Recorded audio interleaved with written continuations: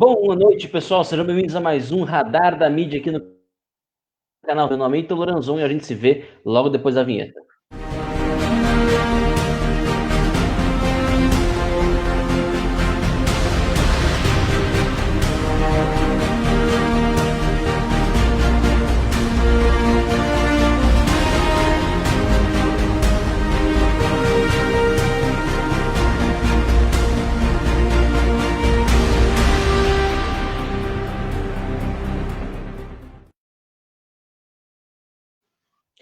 É isso aí, pessoal. Estamos de volta aqui com o nosso Radar da Mídia no canal Terça Livre. Sejam todos de volta, começando aqui o Radar da Mídia no canal Terça Livre. Sejam todos muito bem-vindos. Antes de mais nada, peço para que vocês deixem o like aqui embaixo, é muito importante para a gente. Se você não é inscrito no canal também, inscreva-se no nosso canal. E, como sempre, nosso Radar da Mídia, muito especial. Não estou sozinho, estou muito bem acompanhado do Sr. Sepúlveda e do Paulo Figueiredo.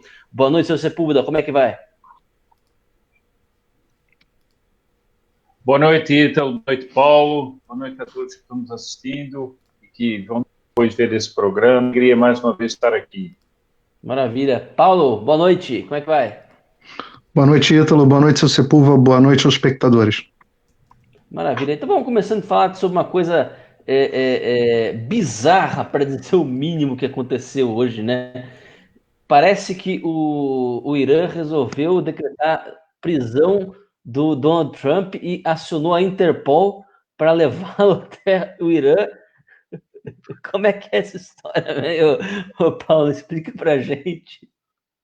Acho que o Trump nem dormiu hoje, né? De tanta preocupação. Assim, meu Deus, a Interpol vai vir aqui na Casa Branca, vai me levar pro Irã para eu responder.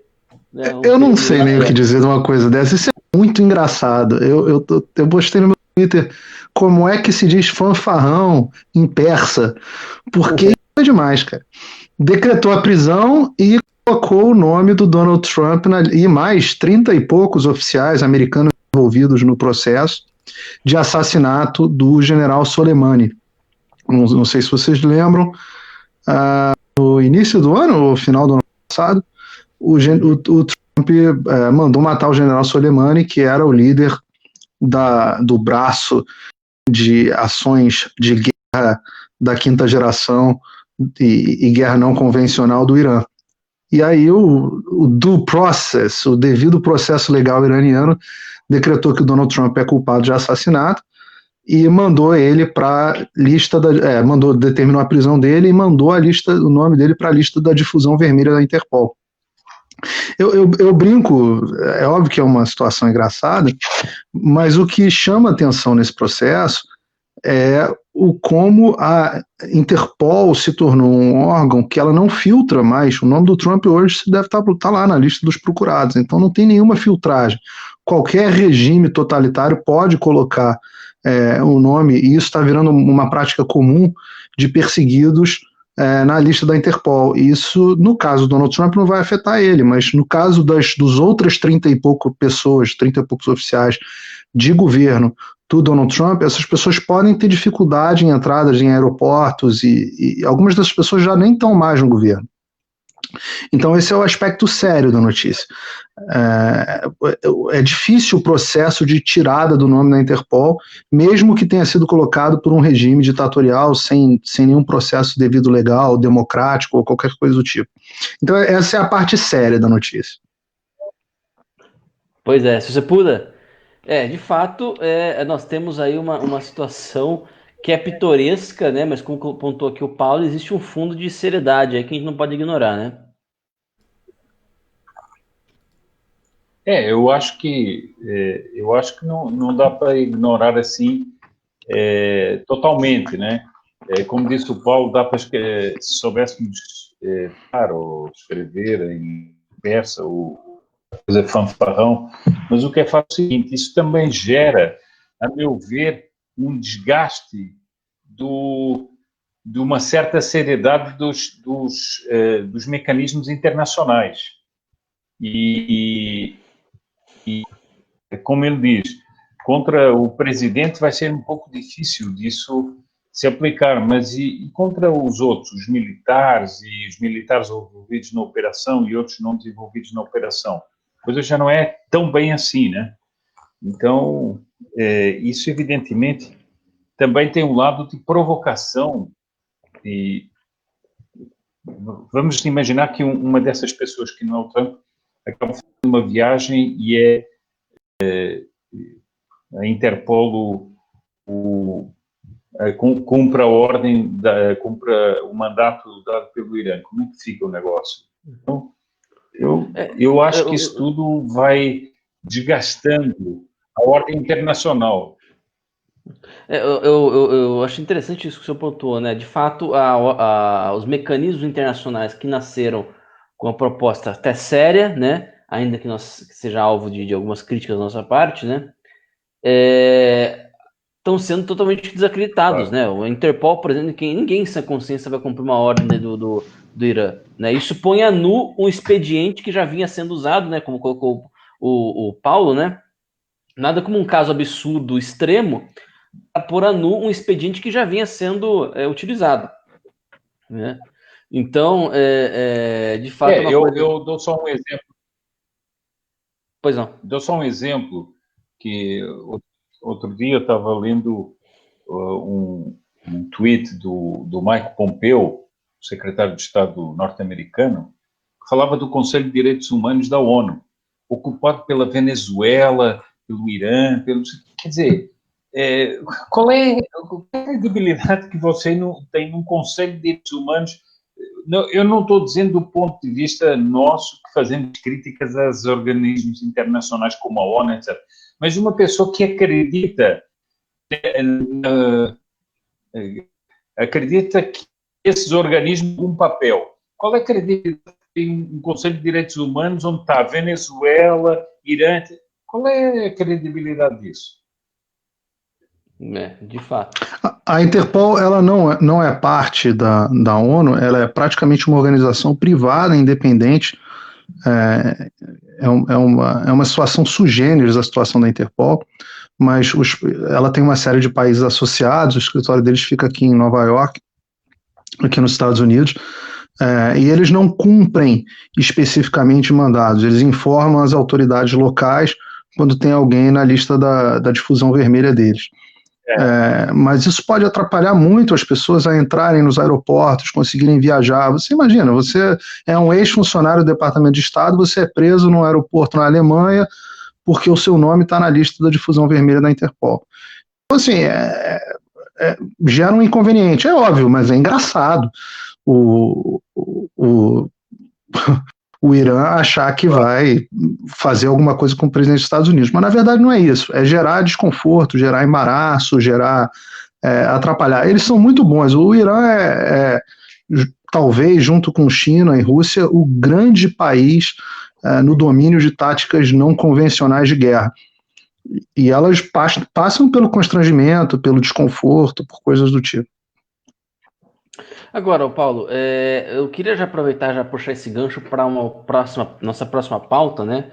Nós vamos falar um pouquinho sobre a questão da popularidade do Trump, né? Você tem algumas notícias aí que podem ser um pouco preocupantes, mas a gente vai botar aqui, analisar vou analisar com calma, né? Analisar com calma os dados que a gente tem, mas eu já puxo a pauta com a pergunta, e o efeito disso... Você acha que isso pode impactar de alguma maneira, positiva ou negativamente, a disputa esse ano da eleição dos Estados Unidos? O caso do Irã, eu não creio que vai ter nenhum impacto. É uma coisa meio anedotesca, assim. É um caso que as pessoas vão comentar, mas rindo, com uma certa graça, porque ninguém leva o governo do Irã muito a sério. Nesse sentido, né? Então acho que isso especificamente não impacta no mau momento que de fato o Trump está vivendo aqui nos Estados Unidos. Perfeito. Então, já vamos partir para a próxima pauta, né? Você tem aí algumas informações para a gente sobre pesquisas que saíram recentemente. Conta um pouquinho para a gente sobre esses números aí que você tem. São muitos números.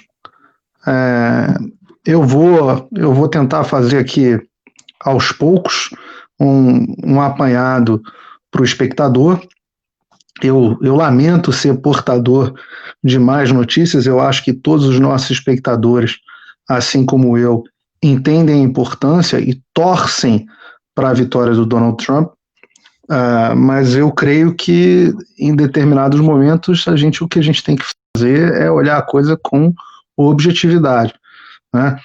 Ao contrário do que pensam os jornalistas brasileiros, a nossa torcida aí no Brasil, né, como brasileiros, como veículo de mídia brasileiro, ela não altera o resultado das eleições. Então não adianta eu torcer muito e falar, vai dar Trump, é isso que vai acontecer, enfim, e não ser objetivo nas minhas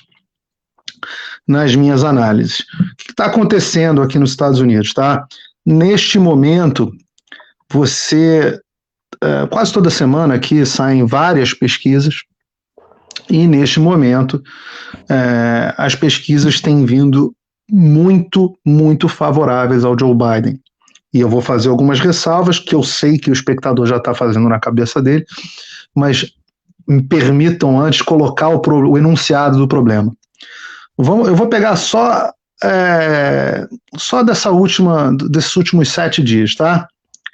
Pesquisa Harvard-Harris, dia 23 de junho, divulgada 23 de junho. Biden 56, Trump 44. Ou seja, Biden com vantagem de 12 pontos.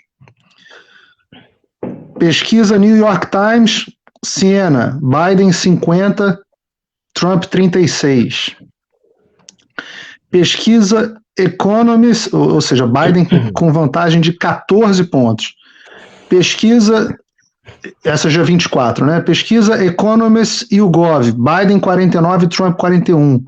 Pesquisa do mesmo dia com Biden com a vantagem de 8 pontos. O que não deixa de ser curioso, né? Você ter 6 pontos de diferença numa pesquisa no mesmo dia. Mostra o grau de imprecisão de uma pesquisa eleitoral. Pesquisa dia 25 de junho. Pesquisa CNBC. Biden 47, Trump 38. Biden mais 9. E as últimas pesquisas que saíram foram na sexta-feira. Uma pesquisa da PBS, Biden mais 8, 52, 44. E uma outra pesquisa no mesmo dia do The Hill, que é um site, e do Harris, que é um instituto de pesquisa, o site colocando Biden mais 4. Ou seja, em todas as pesquisas na última semana, a melhor delas, a vantagem do Biden é de 12 pontos e a pior, a vantagem de 4 pontos. Mas mais importante do que isso é que, se você pegar as pesquisas para, por exemplo, o início do mês de junho, elas, de um modo geral, já começavam a dar uma vantagem para o Biden, tirando uma pesquisa da CNN que já deu 14 pontos no dia 8 de junho, mas no início de junho a vantagem do Biden era menor. Então, mais importante nesse momento do que acompanhar o número pura e simplesmente da notícia, é acompanhar a tendência, tá? E aí você vai falar, poxa, Paulo, mas isso aí é igual Datafolha. As pesquisas também falaram em 2016 que o Trump ia perder. E aí eu respondo ao espectador, que vai fazer essa boa observação.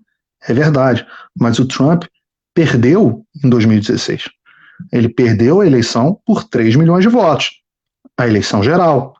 Só que nos Estados Unidos o sistema eleitoral não é por eleição geral, ele é pelo sistema de colégios eleitorais. Então, nas eleições gerais, os institutos de pesquisa acertaram o resultado. A média dos institutos de pesquisa, obviamente eu não lembro essas coisas todas de cabeça, eu tenho uma colinha aqui, que eu faço antes do programa, a média dos institutos de pesquisa previu que a Hillary Clinton ia ganhar as eleições por 3,3 pontos percentuais, e ela ganhou a eleição no voto popular por 2,2% dos votos totais. O Donald Trump ganhou a eleição passada por 70 mil votos, tá? 70 mil votos. Por que eu digo que são 70 mil votos? Porque se 70 mil votos do Trump tivessem ido para Hillary Clinton em determinados colégios eleitorais, por exemplo, no Michigan a diferença foi acho que de menos de 20 mil votos. Se o Donald Trump tivesse perdido nesses colégios eleitorais, apesar de, na contagem geral do colégio eleitoral, ter tido uma vantagem muito significativa em relação a Hillary, se ele tivesse tido 70 mil votos a menos nestes estados especificamente, 70 mil votos na Califórnia não iam fazer diferença nenhuma, mas em determinados estados iam fazer muita diferença e teriam desequilibrado as eleições. Então, essas são as primeiras observações que eu quero fazer. As pesquisas eleitorais têm vindo muito ruins para o Trump, não são só pesquisas eleitorais da CNN e do New York Times, são diversas pesquisas eleitorais, inclusive da Fox News, e a tendência é mais importante do que o número de votos especificamente.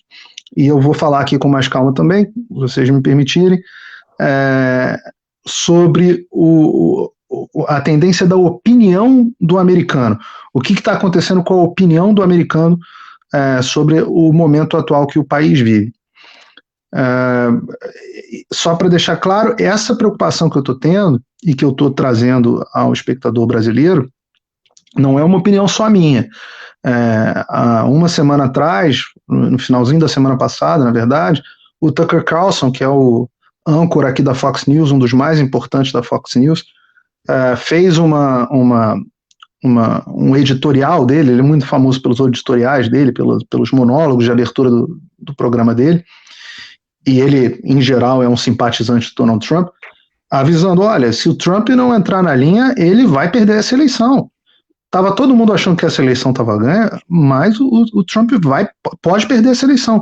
Ben Shapiro falando a mesma coisa essa semana, toda a turma do Daily Wire, o Andrew Klavan, o Walsh, todo o Tim Pool, todos eles estão avisando, olha, existe hoje a possibilidade real de que o Trump perca as eleições. Mas Paulo, quem que você acha que vai ganhar? Olha, eu sempre digo o seguinte, futurologia eu deixo não sei se o Walter, acho que o Walter Mercado morreu, né? Mãe de Ná também morreu, esses caras são muito ruins, eles não preveem a própria morte. Não sei se morreram, mas eu deixo para quem faz futurologia. O que dá para a gente fazer, e o que eu fiz na eleição passada, foi dizer o que eu achava possível. Eu achava que o Donald Trump era favorito, tinha grandes chances de ganhar, mas imagina se eu tenho condições de prever 70 mil votos para um lado ou para o outro, numa eleição onde o Donald Trump perdeu pelo voto popular, numa eleição com 120 e poucos milhões de eleitores. É impossível. Quem disser que acerta, eu acertei. Desculpa. É igual o cara que joga no preto na roleta e acerta. A eleição aqui só tem 2 resultados. Então, se você tem sempre 50% de chance de acertar. Então, eu não quero fazer esse tipo de aposta. O que eu quero fazer sim, eu acho que dá para o Donald Trump reverter, eu vou falar mais sobre isso. Mas eu quero chamar a atenção para o espectador que existe uma insatisfação muito grande nos Estados Unidos e que essa é uma tendência e que os conservadores americanos estão apavorados para usar o termo preciso aqui. Bom, se você quer fazer algum comentário antes de eu partir para a próxima pergunta? Não, eu exatamente ia fazer uma pergunta ao Paulo, mas ele acho que já acabou respondendo, que essas pesquisas são feitas quer dizer, eu estou perguntando se as pesquisas são feitas como se o voto popular fosse uno no país todo e quem é que ficaria com mais votos ou menos votos. Mas como, na realidade, a eleição americana são os colégios eleitorais de cada estado que escolhem e depois que é escolhido o presidente, essas pesquisas, elas refletem mais a realidade do voto popular, parece-me a mim, não é isso? São pesquisas do que se chama de eleições gerais. E é importante frisar que, neste momento, na média dessa semana, o Trump está atrás do Joe Biden a coisa de 8%, 9%. No ano passado, no mesmo período do ano, Na média das pesquisas, o Trump estava atrás em torno de 5%. Tá? Dia 29 de junho de 2016, ele estava 5,5% na média das pesquisas, e no pior momento, que foi em agosto, ele teve 7,6% atrás da Hillary. E ele ficou atrás da Hillary durante todo o processo eleitoral. Os piores momentos foram agosto e outubro do ano passado. Teve aquele escândalo no final, aquele áudio que ele vazou, que ele falava que grab by the pussy, que pegava as mulheres pela perseguida, e momentos de acusação de assédio sexual foram momentos muito difíceis, mas neste momento na campanha, na pesquisa eleitoral do ano passado, ele estava atrás. Eu quero chamar a atenção especificamente, de novo, para a tendência. Existe um instituto aqui, chama Rasmussen, e ele é um instituto que faz um tracking diário da popularidade e da aprovação do Donald Trump. O número de hoje veio com uma aprovação entre os que apoiam fortemente e apoiam de alguma maneira, veio com uma aprovação de 42%. Esse é o menor número desde o segundo semestre de 2017, que foi o momento crônico onde estava tendo a investigação do caso da Rússia. Esse instituto acertou precisamente o resultado da eleição no voto popular, e é o instituto predileto do próprio Trump, tanto que os jornais, a popularidade dele é sempre um pouco maior nesse instituto.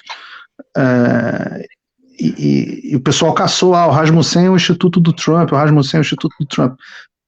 Hoje, o número do Rasmussen é de 42%. Eu trouxe outras pesquisas aqui que eu vou comentar em mais detalhes, mas também mostram a aprovação do Trump em torno de 40%, 42%. Com um aumento da rejeição, a rejeição ao Trump chegou a 56% aqui nos Estados Unidos. E óbvio, a gente pode falar um pouco sobre os motivos para isso. Mas são pontos importantes a serem apresentados. Bom, então só frisando para o pessoal, né, que está nos assistindo, né, o que o Paulo está dizendo, está chamando a atenção, é mais por fato de que a popularidade do Trump está em queda, né, está numa tendência de queda, né.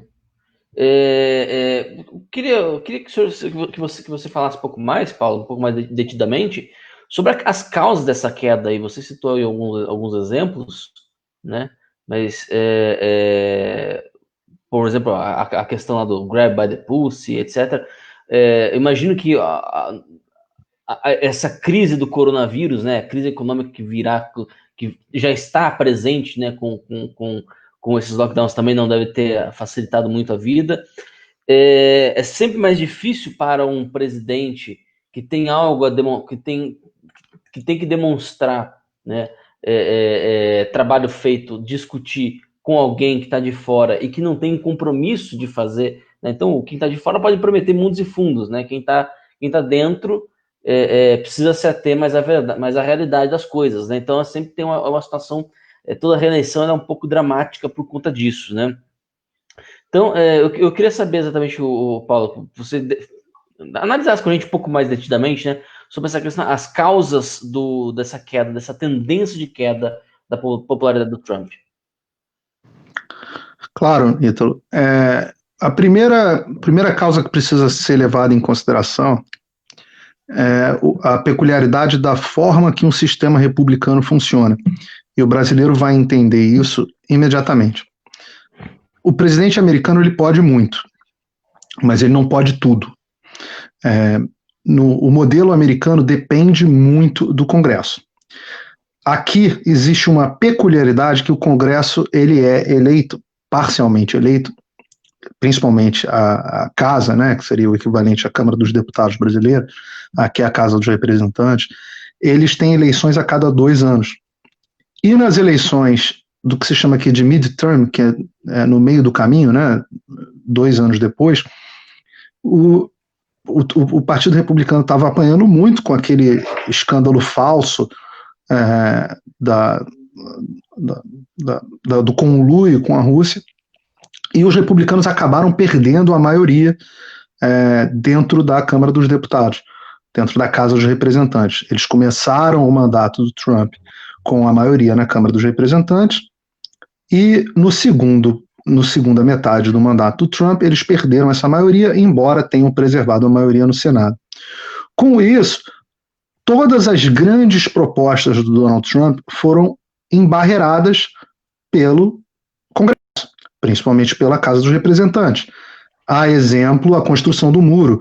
Todo o orçamento aqui ele é feito e controlado pelo Congresso.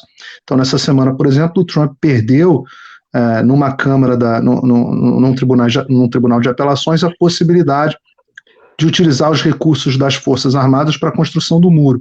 Aqui o presidente tem muito menos margem de manobra sobre o orçamento do que tem, por exemplo, o presidente brasileiro. O orçamento é feito e gerenciado do ponto de vista de rubricas pelo Congresso. Sem o Congresso e com uma oposição ferrenha dos democratas que não deixaram passar praticamente nada, o que aconteceu foi que a segunda parte do primeiro mandato do Donald Trump não foi um mandato de grandes realizações.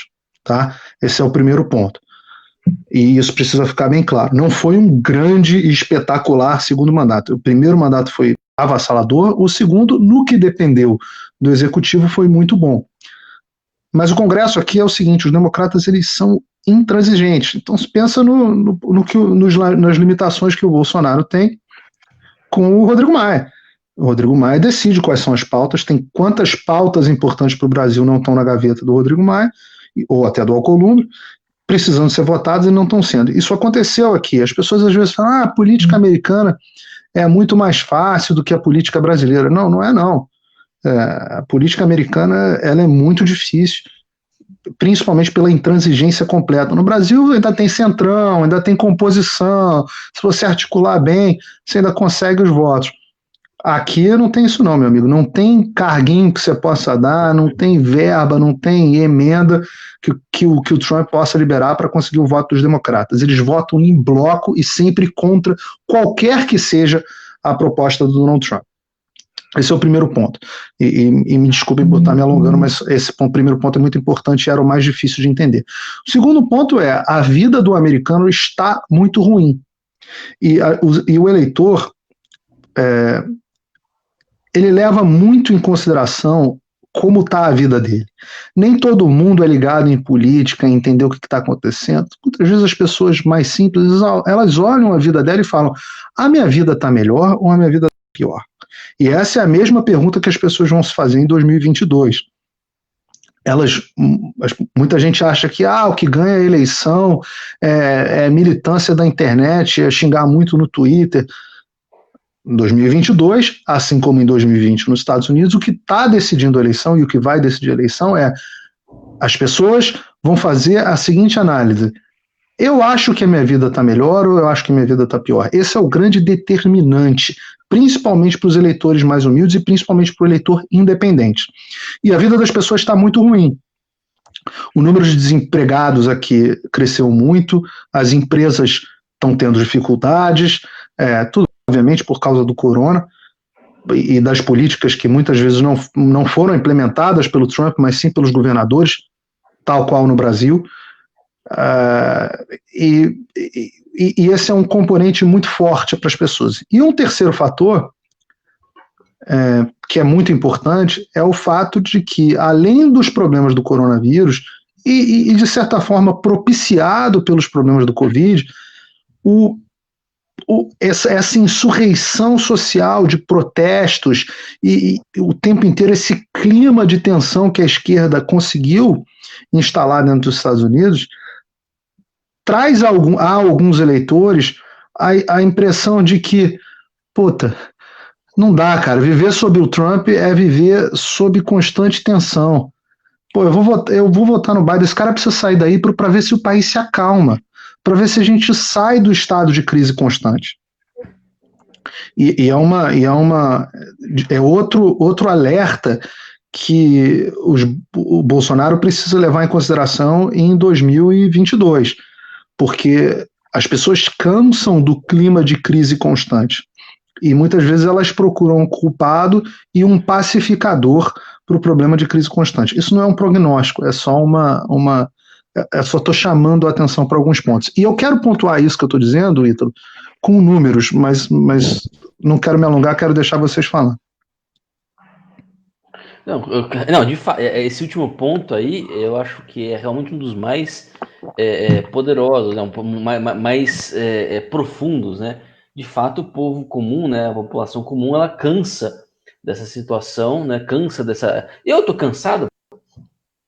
Imagina, eu tô esgotado, a gente tá esgotado, né? Quem nos acompanha deve estar imaginando, assim, nossa, imagina a tensão que não deve ser. Em Brasília, eu tô voltando para Brasília amanhã.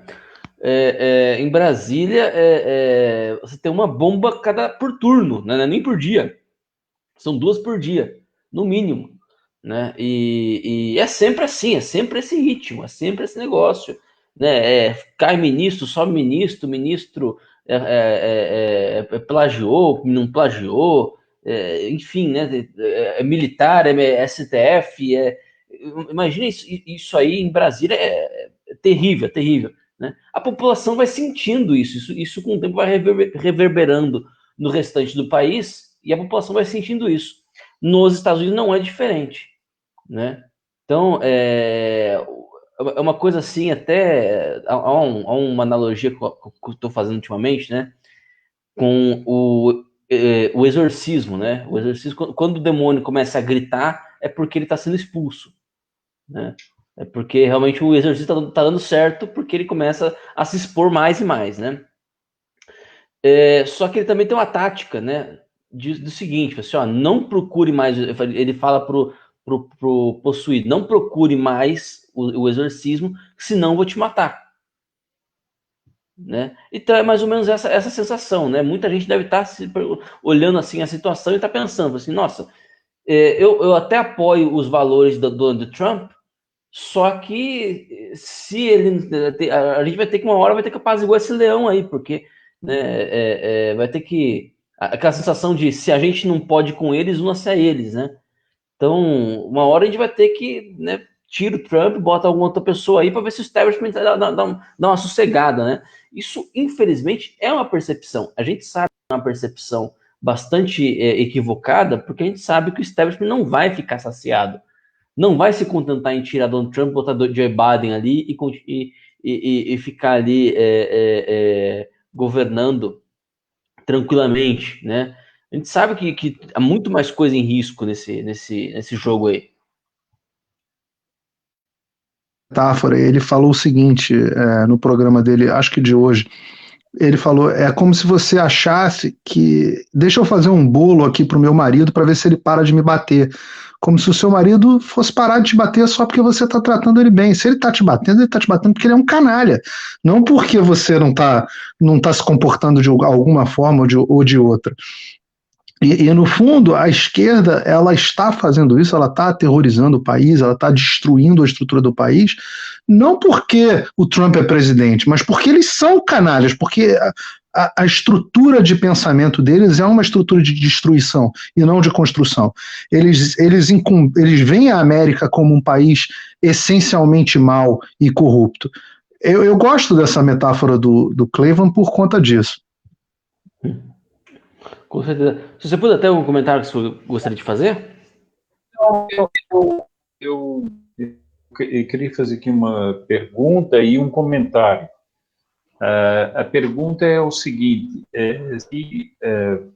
para essa questão do coronavírus, se não ficou claro para o americano, digamos que esse foi um problema nascido na China, que a China com a OMS acabaram atingindo os Estados Unidos em grande medida, inclusive enganando com informações que fizeram com que eles não fechassem o acesso aos chineses. Mas a outra coisa que eu queria comentar é o seguinte: você percebe que isso que o Paulo está dizendo, dessa situação que os Estados Unidos estão vivendo, pelos tais protestos, que já chamá-los de protestos já não tem mais sentido nenhum, quer dizer, você vê que tem maus contínuos, aumentar depois aquela fotografia daquele casal que está na sua mansão para se defender, também está muito distante, né? Mas você vê o seguinte, um país como os Estados Unidos, que um pouco antes de todo o caso do coronavírus, um pouco antes da questão dessas agitações nos Estados Unidos, tinha, por exemplo, em matéria de desemprego, um número que eu acho excepcional, né? Um país que estava com os números dos Estados Unidos, que era, acho que, não sei se era 3% de desemprego, coisa assim, era um número excepcional, e isso foi alterado por toda essa situação. E é uma coisa que me chama até muita atenção, porque é muito parecido com o Brasil. Você tem a impressão que o país foi, mesmo pelo coronavírus, foi imerso num caos.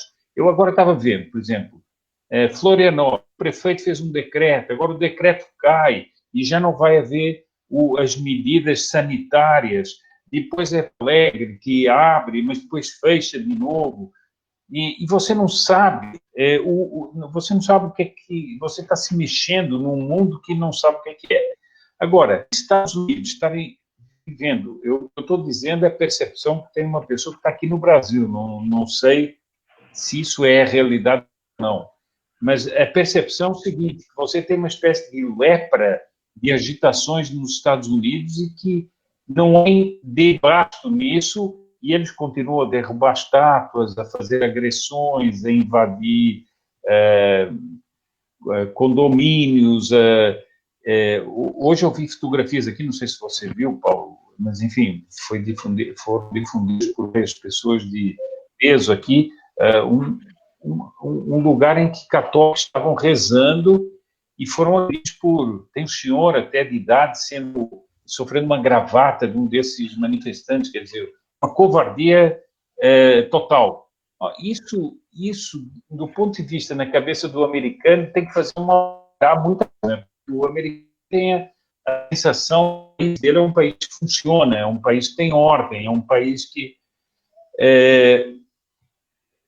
E eu pergunto o seguinte: se isso, portanto, estaria tendo o seu resultado prático, do ponto de vista de uma interferência política, estaria alcançando o seu resultado prático com uma alteração da tendência da eleição. Não sei se você tiver isso assim ou não. Mas é claro, seu Sepúlveda, que o objetivo dessas políticas de coronavírus, de lockdown, de destruição da economia, esses objetivos sempre foram eleitorais. Tudo o que acontece em ano de eleição é eleitoral. 100% das coisas que acontecem em ano de eleição são eleitorais. E a esquerda instrumentalizou essas políticas com o objetivo de causar o caos em uma eleição que estava praticamente perdida para eles. Olha, veja só, seu Sepúlveda, eu quero fazer uma observação com clareza aqui, e é importante que o espectador que esteja assistindo e não esteja feliz com o que está ouvindo, ele acompanhe até o final, porque eu ainda não estou fazendo prognóstico, eu estou fazendo análise. A análise é uma análise como cientista político, claro, e como jornalista, e eu preciso relatar os fatos. Eu tenho duas opções: ou eu viro para o leitor e viro a Globo e a CNN de sinal trocado, e eu não falo a vida como ela é, e eu jogo uma série de generalidades para dizer que o Trump vai ganhar a eleição e que está tudo bem, maravilha, o Trump é o maior do mundo, e. Isso não é um programa deste tipo de coisa. Esse é um radar, né? O radar é aquele instrumento que você usa para se localizar, para você saber aonde você está e para, possivelmente, aonde estão os teus adversários, e com isso você melhorar a sua estratégia. Então tem muita gente chateada dizendo assim: o Paulo virou comunista, e eu acompanho o chat, eu acho graça desse pensamento sempre binário, né, que é a razão de vários dos problemas que a gente está sofrendo. Então, se você não sabe o que está acontecendo de verdade e olha as coisas sobre um filtro de militância e filtro de torcida, você vai se lascar. Eu acho sim que tem espaço para mudança, mas eu não estou sozinho. Quem fizeram uma pesquisa aí na internet, entra no YouTube, dá uma olhada no que, e falar inglês, que é importante para você saber política americana, dá uma olhada no que o Tucker Carlson falou essa semana, dá uma olhada no que o Ben Shapiro. Eu vou colocar no meu Twitter alguns links para as pessoas acompanharem essa preocupação. E digo mais, há relatos de que o próprio Trump percebeu essa preocupação, e tem a ver com o prognóstico que eu vou fazer, que o próprio Trump percebeu a situação onde ele está. Tá? E eu, de novo, eu fiz essa ressalva aqui, mas eu vou me esforçar para aprofundá-la. Eu não estou tão preocupado com o número das pesquisas. Eu tenho uma das minhas formações em análise de dados, então eu entendo bastante como é que é feita pesquisa eleitoral no detalhe. Um dia eu posso fazer a gente pode falar só sobre isso, as alterações do sample. Eu não estou tão preocupado com isso. Eu estou dizendo o seguinte: todas as pesquisas, inclusive de institutos simpáticos ao Trump, mostram uma tendência ruim. Mas mais do que isso, e aí, de novo, não dá para brigar com os números. Eu vou pegar aqui uma pesquisa, essa até é uma pesquisa com a metodologia muito boa, ela está um pouquinho mais defasada porque ela é do dia 11, e nós ou seja, já tem 2 semanas. Mas eu vou botar o seguinte: a aprovação do Trump em 42%, mas não é isso que é tão importante, não. A pergunta foi, geralmente falando, você diria que o país está indo na direção certa ou que está no trilho errado, né? On the wrong track, na trilha errada? 60% dos americanos, essa pesquisa foi uma pesquisa da Climate Nexus, com 9.087 eleitores registrados. E, de novo, eu não quero entrar em tecnicidade aqui, mas o número do sample foi muito significativo e ela usou eleitores registrados, que é melhor do que quando usam somente eleitores gerais. Eu não quero entrar também nesse detalhe, porque também tem uma controvérsia aí. Mas outra pesquisa, uma pesquisa do YouGov, um instituto, essa bem recente, agora do dia 26. Direção do país. Você diria que o país está indo na direção correta? 22% dos americanos apenas acham que o país está indo na direção correta. 65% dos americanos acham que o país está indo na direção errada. E vamos lá. Paulo, deixa eu só fazer uma pergunta. Essa data, evidentemente, está um pouquinho defasada, etc., mas essa data é uma data em que já estavam acontecendo todas as agitações de rua, já estava presente toda a questão do Covid. Essa pergunta é um pouco falaciosa, ela não é muito clara, porque ela não diz se o país está indo na direção certa por causa do presidente ou porque a situação está no caos.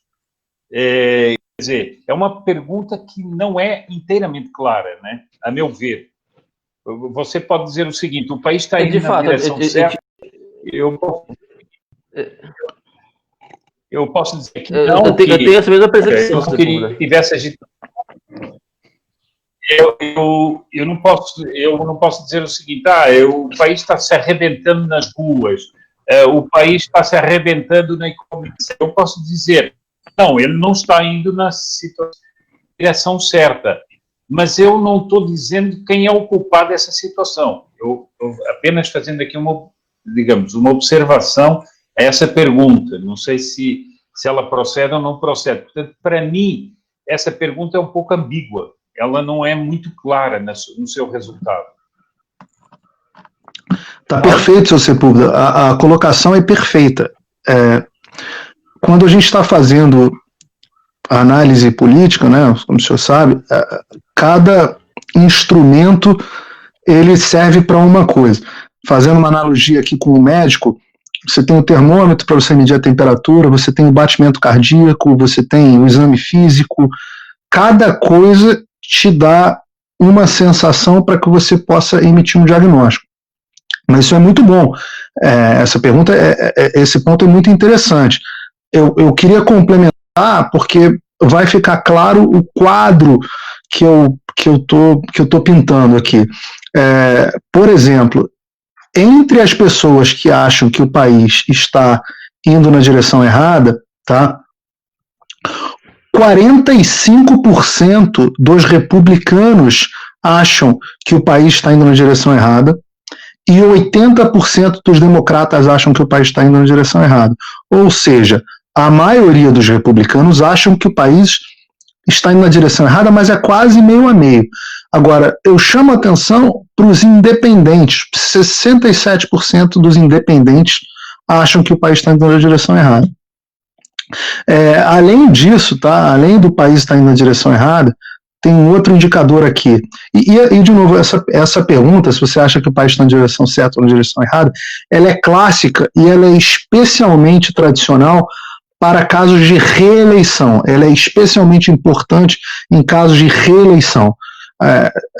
A estratégia dos democratas, e também vou falar mais sobre isso, é transformar essa eleição numa eleição plebiscitária, sobre se você aprova ou não a gestão do Donald Trump, onde o Donald Trump vai concorrer contra ele mesmo, e eles dizem isso ipsis literis. Mas, o número aqui, você acha que o país está sob controle ou fora de controle? 78% dos americanos acham que o país está fora de controle. 12% não tem certeza. Só 10% dos americanos acham hoje em dia que o país está sob controle. Não tem como você achar que o eleitor não vai responsabilizar o presidente, que é quem tem, que é o comandante do navio, sobre o país estar dentro de controle ou fora de controle. E aí, eu digo para você que 71% dos republicanos acham que o país está fora de controle. Eu vou complementar esse número, com uma pesquisa especificamente da resposta do Trump aos protestos. Tá? Outra pesquisa, na verdade a pesquisa da CBS, do YouGov, que eu citei agora, do dia 26, ou seja, bastante recente. Você acha que a resposta do Trump está sendo muito dura? Só 6% dos republicanos votam no Donald Trump, acham que a resposta do Trump está sendo muito, muito dura. 55% dos republicanos, ou seja, a maioria com folga dos republicanos, acham que a resposta dele não está sendo dura o suficiente. Repara, por isso que eu falei que a tentativa é pintar um quadro completo. A maioria dos eleitores do Partido Republicano, que são 95% do Donald Trump, dos republicanos registrados, acreditam que a resposta do Donald Trump não está sendo dura o suficiente. Quem acha que está sendo dura demais? Só 6%, e 38% acham que está na medida. Claro, o Trump tem ali uma base. Eu, por exemplo, não acho que está sendo muito frouxa. Acho que o Trump deu a resposta que constitucionalmente cabe a ele, mas não é a percepção do eleitor. E aí não adianta você brigar com a percepção do eleitor. Você pode ou informar o eleitor de por que o Trump está agindo assim, e ele não está tendo sucesso ao informar o próprio eleitor, ou você pode mudar a sua estratégia. 40% e aí é o seguinte, 40% dos eleitores independentes, dos que não são considerados nem registrados como republicanos, nem registrados como democratas, e um dia eu explico melhor como é que é feita essa separação, mas 40% dos independentes também acham que a resposta do Donald Trump não está sendo suficientemente dura. É claro que do lado dos democratas, 68% acham que o Trump está sendo duro demais. Então, eu estou falando de vários indicadores. Isso também é clássico na hora quando você está fazendo análise de pesquisa eleitoral. Você cruza várias respostas para ver se o raciocínio do eleitor faz sentido ou se ele está com um raciocínio que não faz sentido e é confuso, e muitas vezes o problema é metodológico da pesquisa. Mas reparem o que eu estou fazendo aqui. Eu estou analisando tendência, em primeiro lugar, e não números absolutos, diversos institutos, inclusive institutos que são ditos simpáticos ao Trump, e estou analisando a opinião, o sentido, a direção da opinião do eleitor, que Tudo isso, para mim, é muito mais importante do que o resultado numérico. Tá 10 pontos acima, 10 pontos abaixo. Isso é falho. Isso tudo é muito falho. A tentativa é de fazer uma análise na captura do sentimento nos Estados Unidos. É importante destacar, Bom, mas então é o seguinte. Pode prosseguir, senhor Sepúlveda. Prossiga. Não, diga então. Não, porque eu ia dizer o seguinte, que exatamente nessa percepção que o Paulo está falando, que eu acho que é o mais importante, realmente é o mais importante. É muito mais importante que saber se está 10 acima ou 10 abaixo. Isso é uma coisa um pouco variável. Mas a percepção, a pesquisa, ela tenta obter a percepção. Agora, então, deixe-me fazer uma pergunta. Você, pelos números que você deu aí, tanto independentes como republicanos, bom, republicanos não é excepcional assim, mas até os independentes acham que a resposta do Trump devia ser muito mais dura. Bom, mas isso mostra, então, se nós tivéssemos um Trump muito mais duro, e portanto, um Trump, digamos assim, como é que se poderia dizer, um Trump meio soco na mesa e Brumonte, digamos, em reação política, ele estaria tendo muito mais apoio, mesmo de independência. É o que você viu aí no resultado. Portanto, o descontentamento não seria por uma posição, digamos, radicalizada, mas seria a falta de uma posição radicalizada na reação a esses distúrbios e tudo. É o que eu percebo dessa leitura que você faz dos números. Eu também percebo o seguinte. Isso mostra o quê? Isso público que estaria farto, estaria propenso a uma solução mais democrata, ainda mais condescendente com isso aí, ou seria um descontentamento porque o Trump não cumpre a expectativa dele? Falar de tendência de eleitores. Isso também percebi, se você puder, porque aquilo que deixa o republicano, né, estou trabalhando com os dados da pesquisa aí, né, aquilo que deixa o republicano e o independente insatisfeito com o Trump é o oposto daquilo que deixa o democrata insatisfeito com o Trump, né? Não sei se ficou claro isso, ou se a gente percebeu certo, Paulo. Porque o independente e o republicano estão reclamando que o Trump não está sendo incisivo bastante. O democrata reclama que ele foi incisivo demais.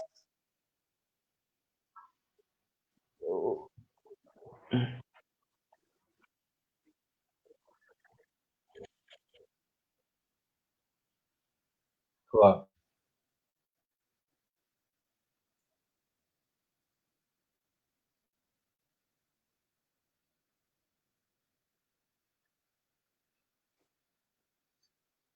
Entre os independentes é dividido.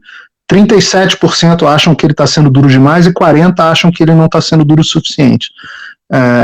Então, basicamente, essa separação, a surpresa dessa separação é em relação a esse descontentamento do eleitor republicano. Bom, eu já dei as notícias ruins. Sim. Vou fazer um prognóstico. Tem um outro número interessante também. Paulo, eu acho que talvez não tenha conseguido exprimir bem, mas o descontentamento do republicano e do independente não é o mesmo descontentamento do democrata. É um descontentamento no sentido inverso. Eles acham que o Trump está sendo mole, não está sendo suficientemente duro para pôr ordem na casa, para usar uma expressão popular.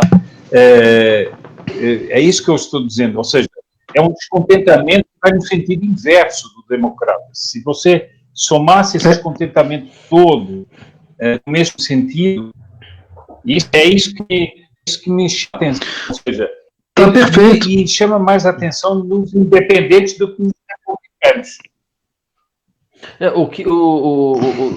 Colocando só para o nosso pessoal, o pessoal que está nos assistindo entender, né?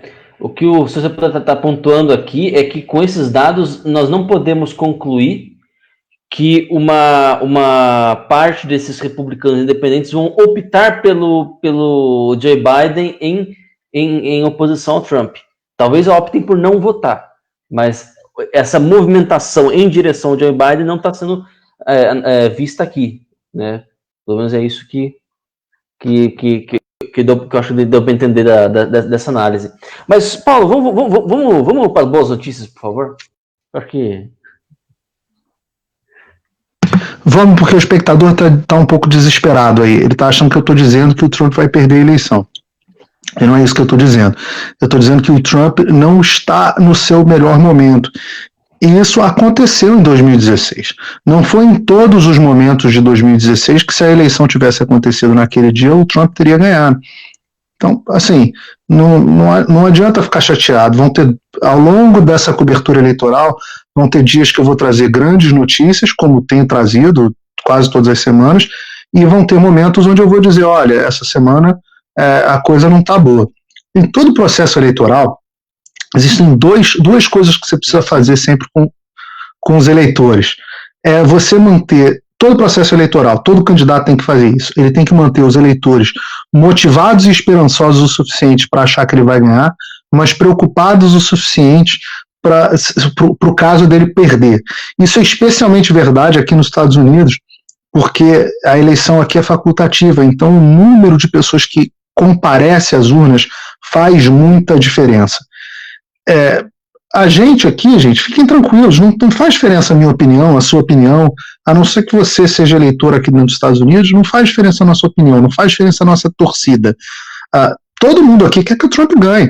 Não tem um aqui no Terça Livre, eu diria, provavelmente nem entre os dezenas de milhares de espectadores que estão assistindo a gente, nem entre os certamente aqui na bancada. Todo mundo quer que o Trump ganhe.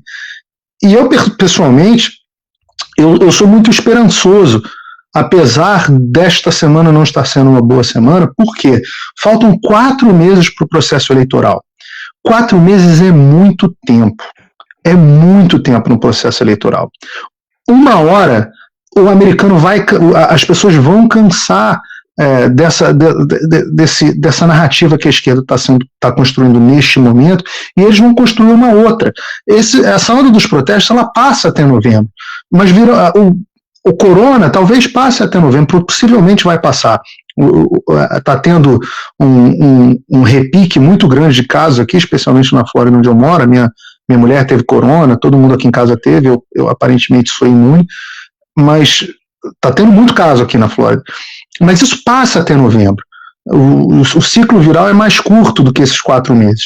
Como vão estar as coisas até lá? Melhores ou piores do que agora? Na minha opinião, certamente melhores. A economia vai estar melhor, as liberdades individuais, esse negócio da gente... Minha igreja fechou de novo, a escola das minhas filhas fechou de novo, tinha reaberto, reabriu um mês atrás, fechou de novo, a minha igreja fechou, aquela coisa de a vida não está bacana como é a vida aqui. E as pessoas ficam insatisfeitas, mas isso vai melhorar. Até novembro isso vai melhorar. Então a tendência é positiva. A outra coisa que as pessoas têm que levar em consideração é: o Trump é um gênio, ele não é uma pessoa normal. Leiam o livro do Scott Adams, o Win Big, onde ele mostra, o Scott Adams captura com muita perspicácia a forma do Trump se comunicar e dele entender. E vocês vão ver que ele vai se reposicionar. Não adianta você, espectador, achar que ficar desqualificando as pesquisas, porque o Trump não desqualifica todas as pesquisas, ele muda o comportamento dele de acordo com as pesquisas. E você espere um Trump que vai se reinventar nesse processo, em primeiro lugar. E em segundo lugar, é muito interessante, teve um editorial do Washington Post há mais ou menos uma semana, 10 dias atrás, que o título era o seguinte: Joe Biden está preso no porão, e é lá mesmo que ele deveria ficar. Por quê? A estratégia do Partido Democrata até esse momento, eles têm um candidato muito ruim. O Joe Biden é um candidato muito ruim. Ele tem todos os defeitos da Hillary Clinton e ele ainda por cima é homem.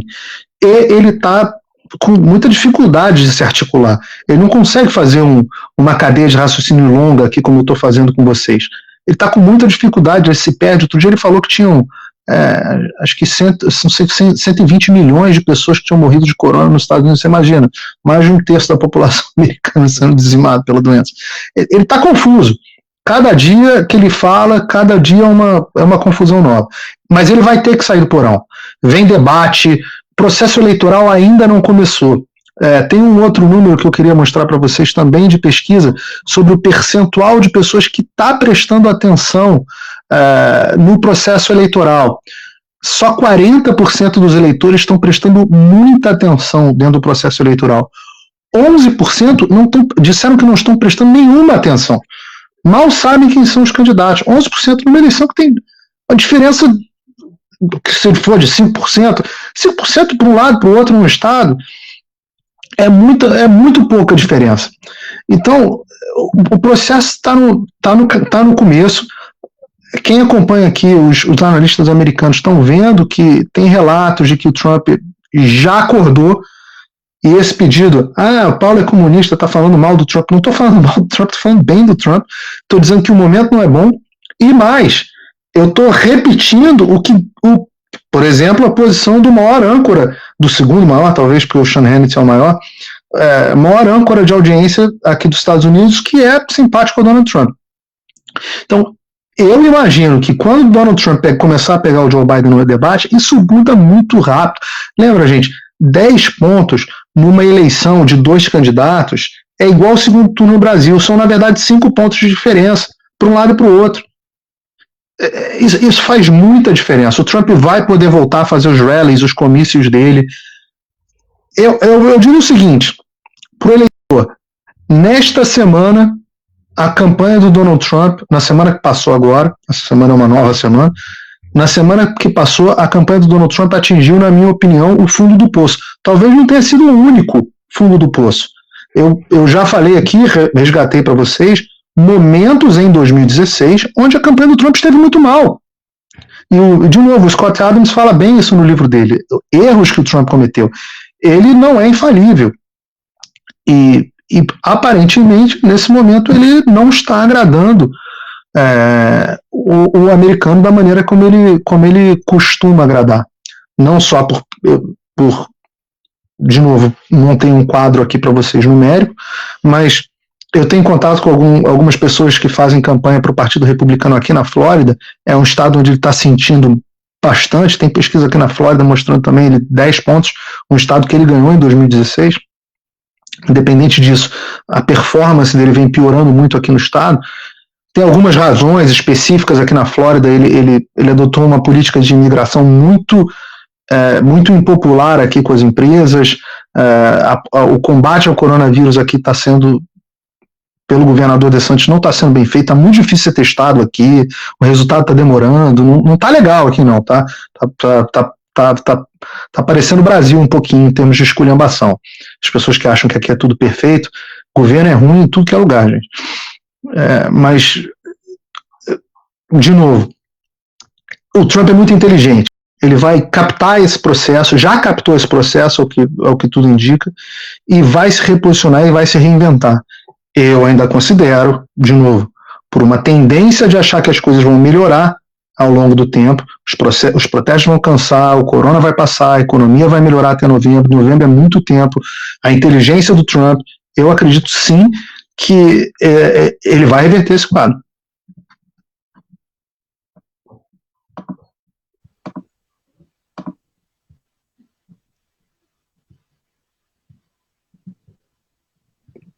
Ué, eu não estou ouvindo vocês. Deixei vocês sem palavras. Estou ouvindo o... Não, desculpa, eu que mutei meu telefone, meu microfone aqui sem querer. Então, realmente, então, boas notícias pessoal aí, para quem estava achando que a gente estava fazendo torcida, né? A gente estava fazendo algum tipo de... Aqui a gente faz análise, pessoal. Análise a gente tem que trabalhar com a realidade, não adianta, né? Então não adianta ficar estribuchando, ficar se esperneando, tá? Se quiser ter torcida, vai para outro canal, aqui não, né? Aqui a gente tem que encarar os fatos. A gente pode estar equivocado. Eu espero até, sinceramente, né, que tenha algum equívoco, né? Porque aqui todo mundo entende muito bem a importância que é para o mundo atualmente a reeleição do Donald Trump. Todo mundo entende isso, ninguém ignora esse negócio, né? Mas a gente precisa ter em vista, né, que é normal, toda campanha eleitoral ela vai ter altos e baixos, né? Ainda mais nos Estados Unidos, como que a campanha eleitoral, lá não tem um negócio chamado campanha antecipada, né?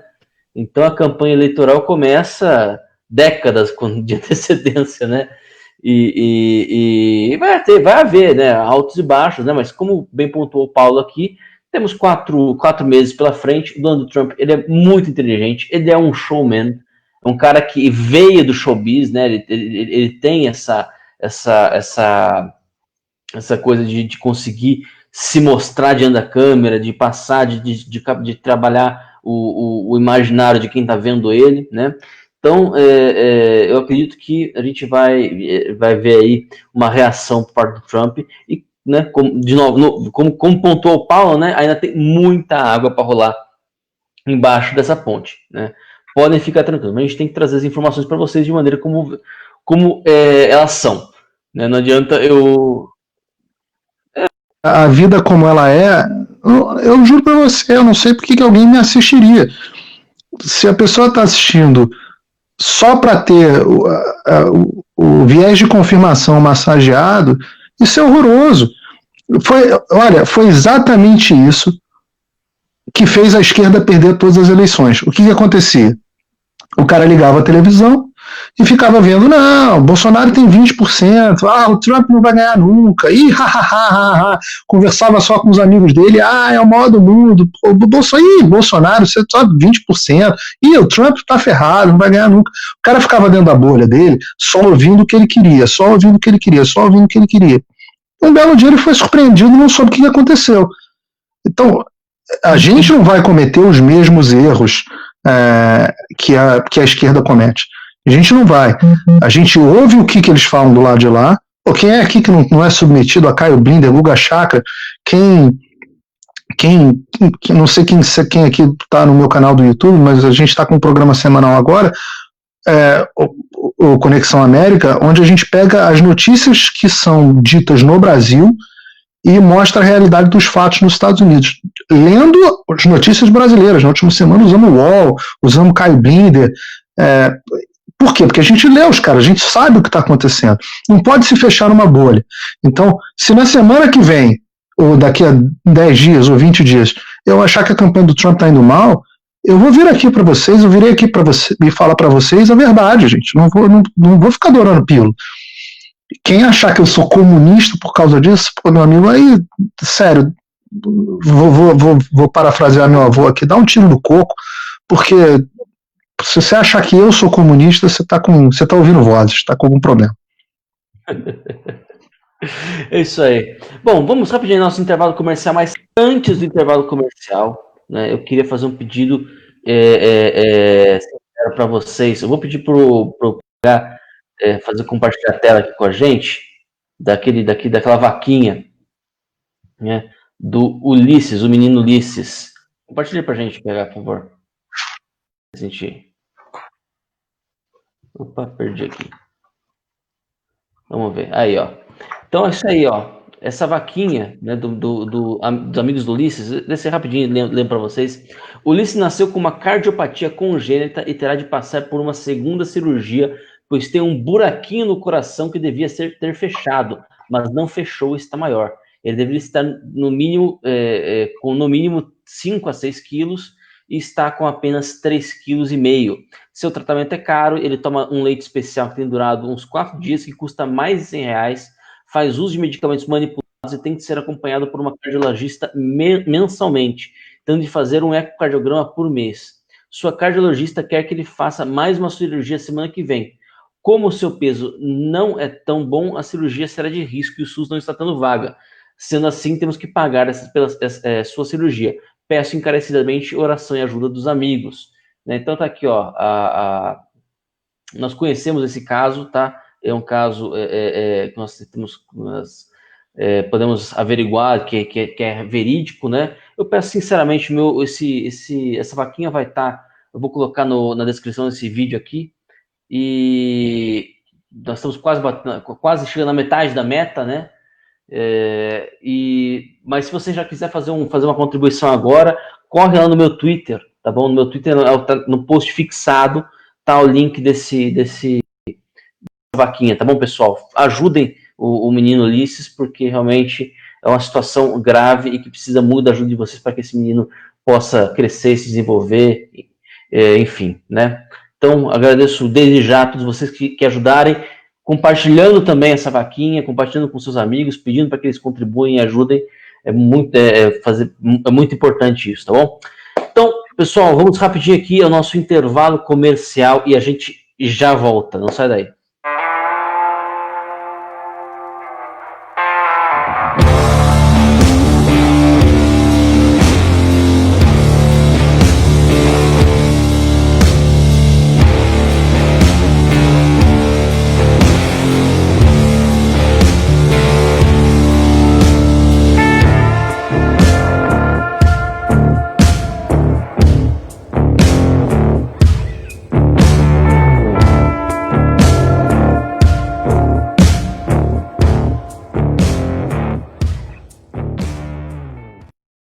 Toda empresa que precisa manter-se no mercado precisa vender um produto. Esse produto precisa ser comprado pelo seu consumidor e uma empresa de sucesso é uma empresa que vende muito este produto. No jornalismo, funciona de uma maneira distinta, muito diferente de qualquer outro produto. Eu estou aqui no Palácio do Planalto, onde nas últimas décadas, bilhões de reais foram investidos no jornalismo brasileiro.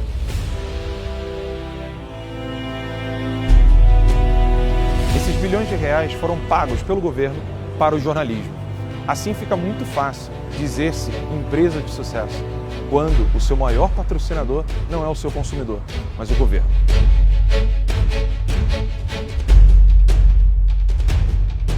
Com a certeza de que o povo está saturado de ver o jornalismo lutando contra o anseio popular, o jornalista já não tem mais noção do que está acontecendo no mundo real. São escolas sem merenda, estradas esburacadas, você não sabe mais se vai sobreviver quando sair da sua casa e voltar do seu trabalho. Nós queremos fazer um jornalismo diferente. Um jornalismo que fala a verdade, que vive dela e que se mantém por ela. Por isso nós compreendemos a necessidade que você tem de ter informação de qualidade. Essa informação de qualidade precisa do seu apoio. Não deixe de colaborar ainda hoje com esta revista que pode trazer uma transformação no jornalismo brasileiro.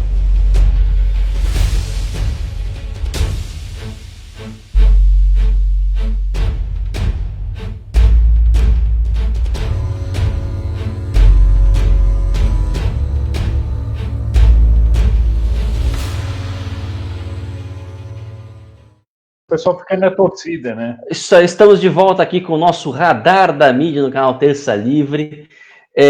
Bom, vamos seguindo com a nossa pauta, então, né? Nós tivemos aí, falamos no primeiro bloco sobre política internacional, agora a gente vai falar um pouquinho sobre política nacional. Sr. Sepúlveda, então nós tivemos aí um certo pedido de desculpas do ministro Barroso, é isso mesmo? Que coisa, que situação, né, gente? Olha, eu vi uma coisa, não, veja bem, um pedido de desculpas de uma coisa que é grave, né? Porque o deputado Kim Kataguiri acusa o presidente de querer fechar o Congresso e o STF. Bom, isso é uma acusação extremamente grave, né?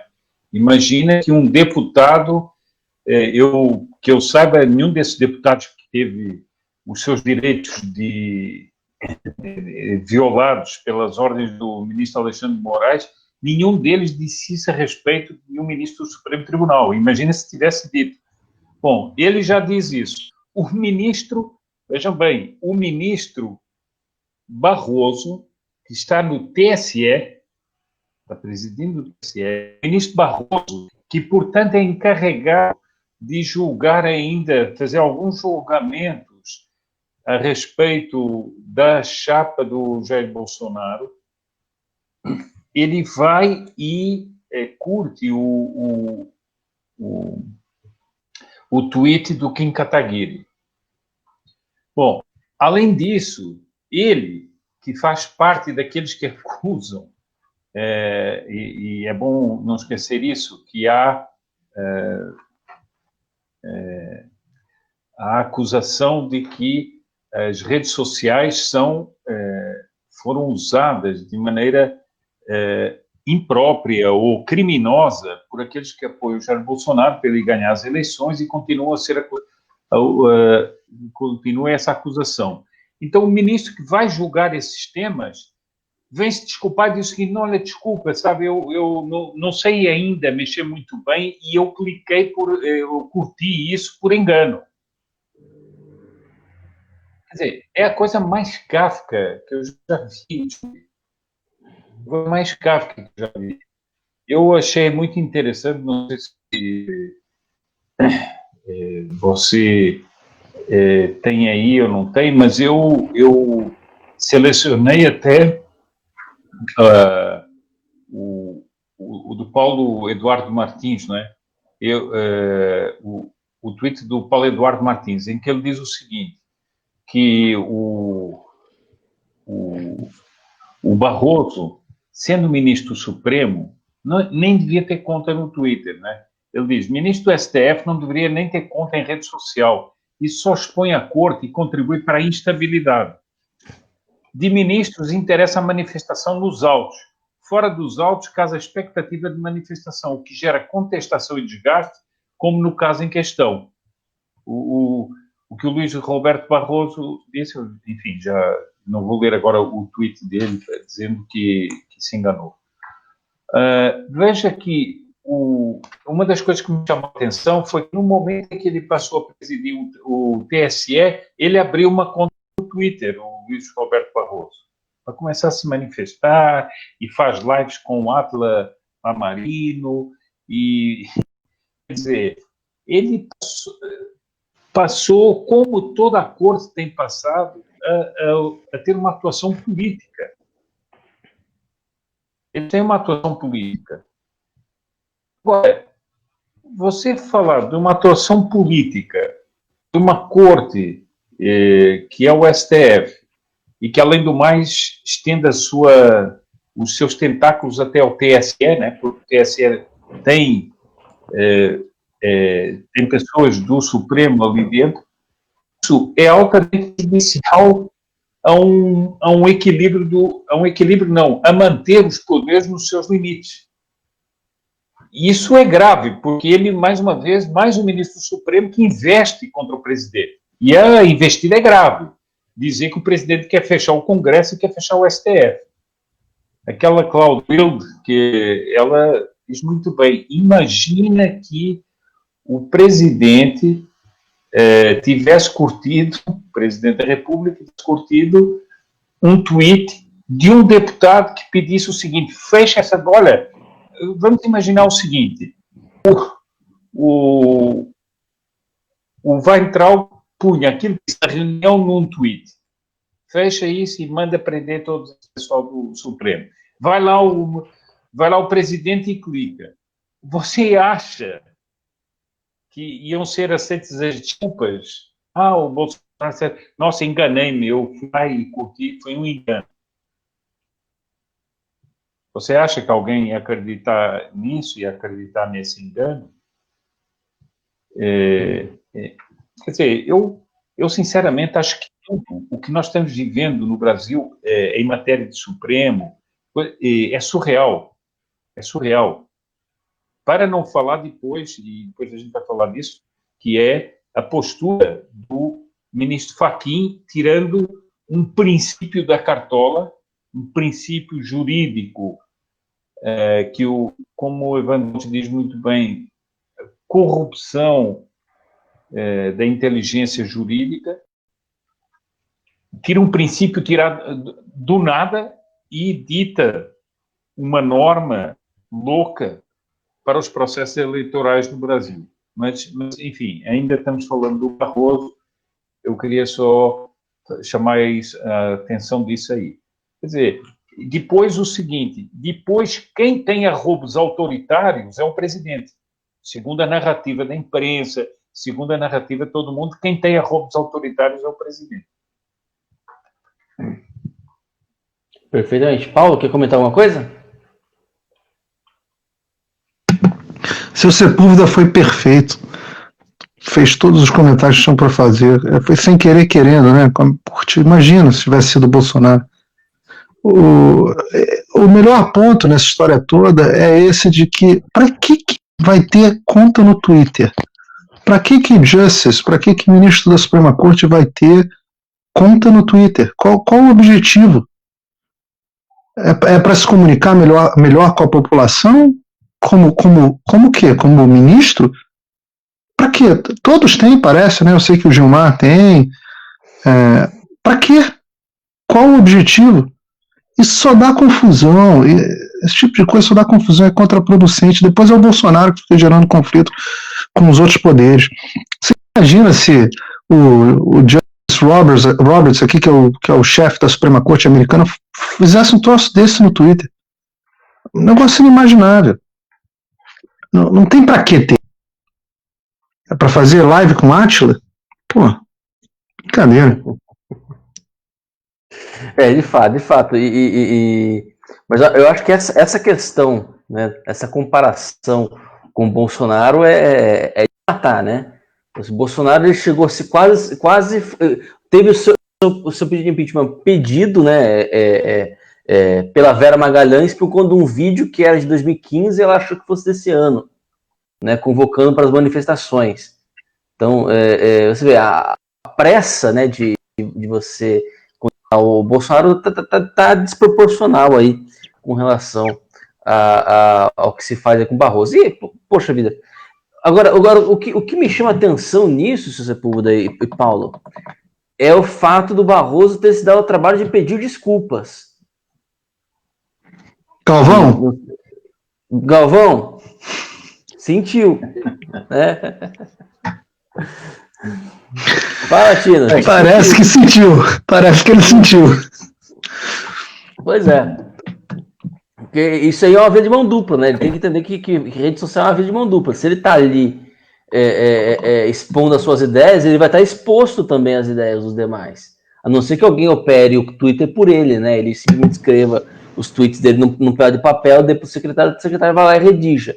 Né? Eu não acho que seja esse o caso, né? Um cara com a vaidade do Barroso não ia deixar um subalterno cuidar da imagem pública dele, qualquer que seja, né? Eu imagino que ele vai estar de olho no Twitter, sim. Né? O Barroso é um caso clínico de vaidade assim, psicótica. Negócio. Eu nunca vi um cara tão vaidoso quanto o Barroso. Uma coisa assim, supera Gilmar Mendes, né? Supera aí, todos os 11 ali, ele supera. Todos são vaidosíssimos, né? Mas ele supera mais do que todos. Daqui a pouco vão dizer que eu tô elogiando o Gilmar Mendes, mas eu não acho o Gilmar tão vaidoso, de verdade. Ele foi o cara que foi contra a Lava Jato desde o início, todo mundo tacando pau nele, e obviamente é um cara que eu tenho as posições totalmente diferentes da dele, políticas, mas eu admirava a coragem do cara ir contra a opinião consensual, a opinião que dava a mídia, enquanto o Barroso foi exatamente o oposto, né? Ele diz, não sou eu que estou dizendo, o próprio Barroso diz que as opiniões, que a corte não pode julgar sem ouvir o clamor popular, quando na verdade a corte existe justamente para não ouvir o clamor popular, né? Eu sempre digo que o clamor popular mandou crucificar Jesus e soltar Barrabás. Não é o julgamento não é por clamor popular, não é Big Brother, né? Pois é. Mas o Paulo, o Barroso, a opinião dele sobre o clamor popular é de sexta. Pelo seguinte, porque foi a eleição do Bolsonaro, ele disse que o povo não sabe escolher, porque ele escolhe com a emoção. Então, o Supremo tem que corrigir essa emoção pela racionalidade e dar outra direção ao país. Então aí já não é o clamor popular, né? O clamor popular, no fundo, para ele, é o pseudo-clamor de uma claque, né? que faz parte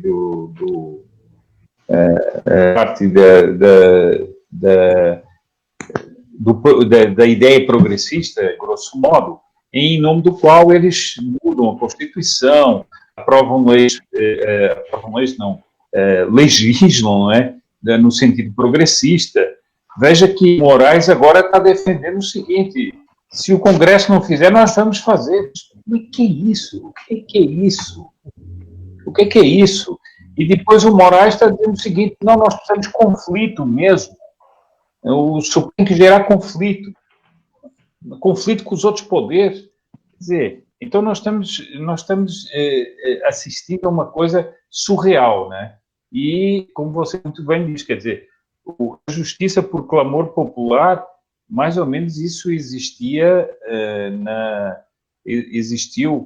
entre aspas, em todos os regimes ditatoriais que falavam sempre de um clamor popular para aplicar a justiça, né? A Revolução Francesa está aí para dizer isso, e outras, a chinesa e outras revoluções. Mas parece-me interessante que essa ideia dos ministros virem atuar nas redes sociais é realmente uma atitude política, né? É propriamente uma atitude política. Com certeza. Bom, e já aproveitando, você quer comentar mais alguma coisa, Paulo? Não, se o Sepúlveda falou perfeito, é isso mesmo, porque a percepção deles é de que quando o povo não quer o que eles acham que querem, é porque o povo está ignorante. Então é sempre isso, é a mesma linha de raciocínio da eleição. Quando o Lula ganha, é a festa da democracia, é lindo. Quando o Bolsonaro ganha, a eleição foi manipulada pelo robô do Twitter, pela tia burra que não sabe usar o WhatsApp. Quando o referendo das armas, quando o resultado não foi o que eles queriam, porque teve manipulação, no final o pessoal não entendeu, ficou confuso com o referendo. Então, tem dois tipos de vontade popular. A vontade popular, quando o povo concorda com eles, e aí o povo é sempre soberano, é maravilhoso, e é justificativa para eles passarem por cima da lei, e tem a vontade popular que o povo não sabe que tem.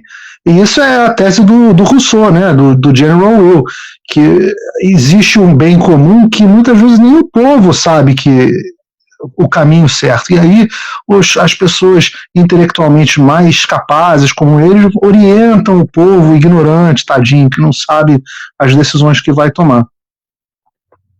Perfeitamente, perfeitamente. Por falar em povo tadinho que não sabe as decisões que vai tomar, né? Edson Fachin resolveu criar um negócio chamado abuso de poder religioso, né? Onde ele diz que é uma lei nova, basicamente, né? É uma lei, né? Criada pelo senhor Edson Fachin, né? Legislou ele do alto de sua majestade, decretou e assim se cumpra, né? Que um político não pode mais usar o seu ambiente religioso, né, para se eleger. Então, as igrejas evangélicas aí que costumam fazer isso, né, com mais destreza até do que a igreja católica. A igreja católica deveria fazer isso também, né? Mas a igreja evangélica costuma fazer isso, né? Se organizam ali, assim, olha, tem aqui um nosso irmão que ele vai ser apoiado aqui pela igreja, né? Então orienta os fiéis aí a fazer um voto de acordo com os valores daquela congregação, né? Isso, segundo o senhor Edson Fachin, é motivo de perda de mandato. Seu Sepúlveda. Comente aí, pai. Ítalo, eu acho isso uma das coisas uma das aberrações mais impressionantes. Primeiro pelo seguinte: ele cria uma coisa que não está em lei nenhuma, que não está em nada. Ele cria uma coisa. Então, o ministro que está avaliando, ele cria uma norma. E uma norma vaga, e que faz parte. Eu acho o seguinte: as pessoas ficam vendo a tirania e a totalitarismo do Supremo com ordens de prisão injustificados, ilegais, com inquéritos ilegais. Mas isto ainda é mais grave. Isto é a afirmação de uma doutrina que a juristocracia está instaurada no Brasil. O Paulo, aqui há 2 semanas, escreveu, mostrou um livro que saiu que é até de um canadense, não é isso, Paulo? Um livro sobre a juristocracia. E ele disse que é um dos documentos mais interessantes de ciência política que ele leu, né? E que parece que ele até está providenciando a tradução aqui no Brasil, enfim. Eu pergunto o seguinte, se o Brasil não é o primeiro país que está instaurando uma ditadura do judiciário plenamente, através do seu Supremo Tribunal, com doutrinas tiradas da cartola, ou tiradas de não sei de que seita, ou não sei de que bastidores que nós não conhecemos bem. Você veja o seguinte, o senhor Fachin nunca se preocupou quando a esquerda católica usava as igrejas para fazer propaganda do PT. Há um livro chamado Partido de Deus que mostra bem como o PT nasceu nas sacristias. É um partido que nasce nas sacristias influenciadas pela teologia da libertação. Isso nunca preocupou o senhor Fachin. Mas agora ele vai e joga isso. E se nós formos levar isso ao extremo, então, porque essas coisas são sempre assim. Primeiro tem a formulação, uma formulação tirada da ONU, que uma afirmação não sabe da onde, portanto, uma nova doutrina jurídica sobre eleições que é colocada, mas que depois vai ser alargada. Eu pergunto o seguinte, o presidente que usou um slogan, Brasil acima de tudo, e Deus acima de todos, não pode ser incluído também nessa ideia de abuso de poder religioso? Poder. A primeira vai poder. Por quê? Porque ele usou o conceito de Deus, usou esse sentimento religioso para ganhar a eleição. Entende? Então, isso parece de uma gravidade única. Nós estamos sendo literalmente governados por 11 pessoas a quem ninguém depositou voto nenhum, a quem ninguém escolheu, e que estão lançando doutrinas para governar o país. Doutrinas que condicionam a democracia. Eu pergunto o seguinte, na democracia, o povo não é, segundo as teorias democráticas, o povo não é o soberano? Se o povo é religioso, qual é o problema de usar as máquinas religiosas para fazer propaganda de uma ideia política? Qual é o problema? Se tantas leis políticas vão incidir sobre os direitos religiosos das pessoas, qual é o problema disso? Então, você vê o seguinte, criado uma doutrina por um ministro supremo, chega lá com aquela cara assim, impenetrável, né, de uma frieza impenetrável, e que solta assim como se fosse uma espécie de oráculo, vindo não sabe de que antro. Né? Perfeitamente. Paulo, quer comentar alguma coisa, acrescentar? O livro que, por um acaso, continua aqui do meu lado, porque de vez em quando eu consulto ele, o livro ao qual o seu Sepúlveda se refere é o Towards Juristocracy, em direção, rumo à juristocracia, do Ran Hirschel. Ele é eu acho que ele é israelense, mas ele é professor da Universidade de Toronto, no Canadá.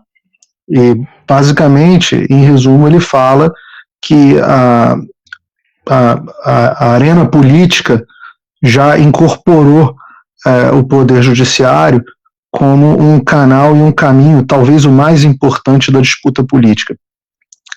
Quem quiser, tiver interesse, tem um vídeo de mais ou menos uns 5 minutos no meu canal no YouTube, do próprio Hirschel explicando a tese e mostrando como as próprias constituições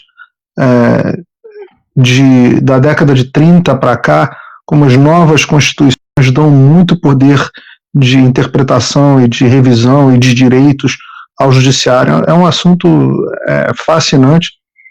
A Ludmila Grillo, juíza aí no Brasil, ela chama muita atenção para o ativismo que ela chama com razão de ativismo judicial. Foi ela que me falou que o livro está sendo traduzido, não está sendo traduzido por mim, é alguma outra pessoa que está traduzindo o livro, mas ela chama muita atenção para esse ativismo judicial, até em palestras. As colocações dela são sempre muito boas, e o ponto principal que ela cita é o fato de que, como a Constituição brasileira é tão ampla, ela permite um poder realmente ilimitado ao juízo da Suprema Corte brasileira. Tem tanta coisa incluída dentro da Constituição que a margem de manobra deles é praticamente infinita, ao ponto de, independente do que você acredita, se deles conseguirem, da mesma corte, conseguir entender num espaço pequeno de tempo, de acordo com a conveniência do momento, se a prisão deve acontecer após a segunda instância ou após o trânsito em julgado. Então, não importa o que você acha a respeito disso, o estranho é uma corte mudar de posição de acordo com o tempo, com a lua. E esse é que é o grande problema. E se valendo de argumentos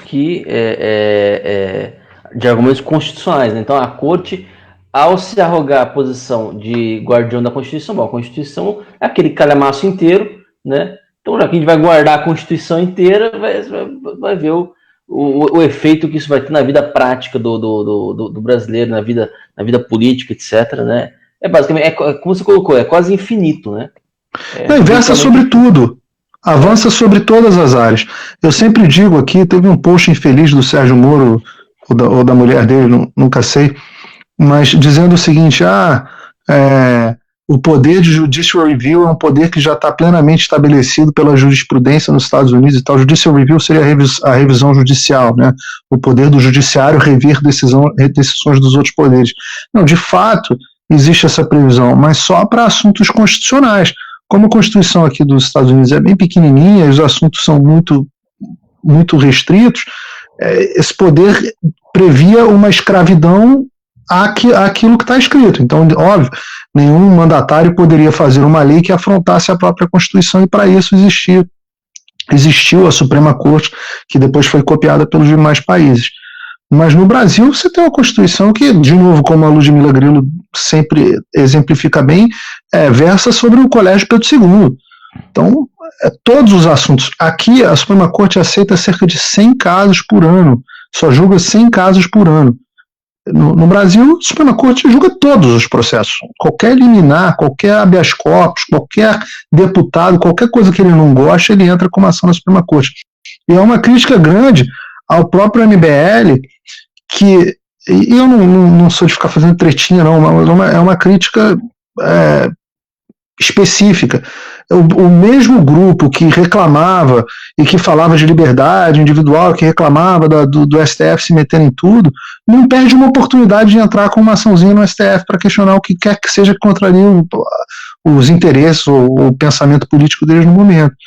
E o Brasil é isso, é uma guerra de liminares, onde o pessoal, o poder moderador e as forças armadas. Não, o poder moderador é o STF, na prática. Na prática, o STF modera todas as decisões. Então, é o que o seu Sepúlveda está falando. É um país que reúne todas as péssimas condições para... E eu vou falar, e aí essa pessoa vai gostar, porque toda vez que fala no Jorge Soros, anima. O Jorge Soros, há muito tempo, já vem redirecionando os recursos de doação de campanha dele para campanhas, sejam internas, sejam campanhas eleitorais, de candidatos no meio da juristocracia, ou seja, procuradores, promotores, juízes, que ou se candidatam diretamente, como aqui nos Estados Unidos acontece, ou se candidatam indiretamente com a eleição dos seus pares, e aí entra o apoio especificamente para aquele cara ganhar prestígio. Porque o Soros, assim como outros financiadores globalistas, já entenderam que a arena da disputa agora é essa. Justamente. justamente. Paulo, eu diria que o Ítalo, se você me permite, eu diria que o Supremo não é o poder moderador, é o poder apelador, né? Porque ele atropela todas as decisões, qualquer poder. Então, isso que o Paulo disse agora é muito interessante. Nós podemos até pensar no caso do Moro como candidato, se não tem uma mãozinha assim do Soros, essa promoção do Moro enquanto candidato. Mas eu queria dar aqui uma apreciação que me parece muito interessante, que é do Evandro Pontes. Eu peguei aqui o artigo dele, vou só ler 2 trechinhos. Ele diz o seguinte, que o Fachin usa expressões que nada querem dizer. Por exemplo, o meio religioso passa a ser chamado de poder religioso. Sem nenhuma... Portanto, é uma maneira de corrupção da inteligência jurídica. Ele usa uma expressão que não quer dizer nada, mas que já atribui um poder religioso. Depois fala de práticas abusivas de cunho eleitoral. O que é a prática de cunho eleitoral desse poder religioso? Bom, ele diz o seguinte, como todo corruptor da inteligência jurídica, o ministro traz abstrações que podem ser aplicadas ad hoc a uma miríade de situações práticas que correrão ao sabor do juiz de plantão. Isso é que eu acho interessante. Ou seja, ele faz uma coisa assim, sem definição, tanto nos fatos como na definição teórica, em que tanto rezar um Pai Nosso durante um comício, como usar um slogan, podem ser qualificados de abuso de poder religioso. E depois ele trata aqui de um outro assunto que é interessante, já que falamos de ativismo judicial. Ele diz o seguinte, eu já falei a Lures, expliquei várias vezes a diferença entre ativismo judicial e corrupção da inteligência jurídica. No ativismo, há uma fraude na interpretação da lei. Já na corrupção da inteligência jurídica, há verdadeira fraude na subsunção do fato às normas. Nem os fatos, nem as normas existem. Isso é muito interessante. Ou seja, qual é a norma que fala de poder religioso e de abuso de poder religioso? Não existe. Não existe. Está sendo criada nessa inventividade do senhor, uma inventividade direcionada do senhor Fachin. E quais são os fatos a que ele se refere? São vagos. Eu achei muito interessante este artigo que foi publicado pelo Evandro Pontes lá no Brasil Sem Medo, porque ele é muito claro, até para a pessoa que não é direito, ele é muito claro. E nós estamos assistindo. Algumas pessoas acham o seguinte, isso é uma operação jogada para o ar, que não é, não. Ele está introduzindo um princípio que vai alterar todo o quadro eleitoral. Perfeitamente. Que situação, né? Eu gostei muito dessa distinção do que o Evandro fez sobre a corrupção da inteligência jurídica e o ativismo judicial. Eu vou prestar atenção vou ler vou ler esse artigo com atenção para gravar isso. Eu recomendo a todos vocês também o façam. Paulo, quer acrescentar mais alguma coisa? Não, tá perfeito, é isso mesmo. É necessária a corrupção, primeiro, da linguagem, das palavras, como o Flávio Morgenstern sempre fala, né? Você precisa corromper as palavras, os significados, criar significados novos para você construir em cima disso. Muito bom, muito bom. Eu gostei também. Perfeito, então, pessoal, nós vamos ficando por aqui com o nosso radar da mídia. Queria agradecer aos dois senhores aqui pelas presenças de vocês. Se você puder, mais uma vez, boa noite, muito obrigado. Boa noite, Ítalo. Boa noite, Paulo. Muito obrigado, sou eu, de estar aqui e agradeço imenso. E boa noite a todos que nos assistiram e esperemos que as pessoas tenham bem em análise do seguinte, aqui quando se faz uma análise, infelizmente também as análises do Brasil levam a nós considerarmos que estamos em situações muito difíceis. Mas o ver a situação como ela é que nos ajuda a poder sair dela. Acho que é isso também que o Paulo queria mostrar quando falou dos Estados Unidos. Nós temos que entender o seguinte: se um sujeito está num navio, vamos dar o exemplo do Titanic, disseram que vinha o iceberg, não acreditaram que vinha o iceberg, levaram com o iceberg em cima e afundaram. Agora, se você dizer que tem um iceberg no caminho, não é você estar torcendo pelo iceberg. Um navio, é você querer levar as pessoas. Exatamente. Paulo, muito obrigado, boa noite aí para você. Nos vemos na semana que vem, então. Até semana que vem, Ítalo. Um abraço a Sepúlveda, um abraço a todos, um abraço ao telespectador aí. Até semana que vem. Maravilha. Então você que nos assistiu, não se esqueça de dar uma passadinha lá na vaquinha do menino Ulisses, tá? Eu vou colocar aqui na descrição do vídeo, assim que o nosso Hangout acabar, nossa transmissão acabar, perdão. Mas se você usa o Twitter, entre lá no Twitter, no meu perfil, @LorenzonItalo, tá? E acho eu coloquei lá em destaque, né? Lá no topo, né? Fixado, tá?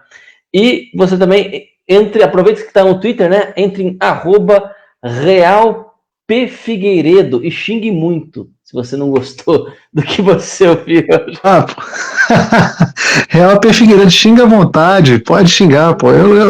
Olha só, o cara que não tá, que não gosta de apanhar, não pode nem brincar de entrar em programa um programa com a audiência que a gente está tendo, 200, 300 mil espectadores por programa, não dá nem para brincar. Sempre tem o pessoal que xinga muito, mas pode xingar.